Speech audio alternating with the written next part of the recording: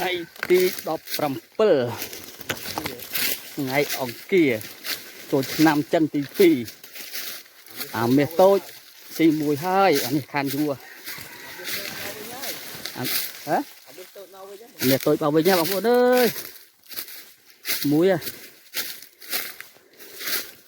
lừa thì chê tung cha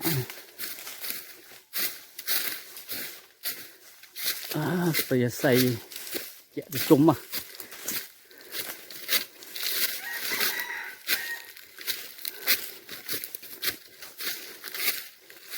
mình tôi xì mùi rốt sụp prap màu mà anh em rô chua đúng không này này mẹ tôi cái tung chua mền ô đi cá chả prính vui chua chọp bạt đấy chả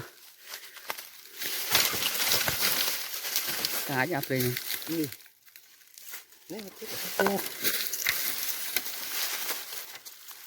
đó là này mặt trơn chọp bụp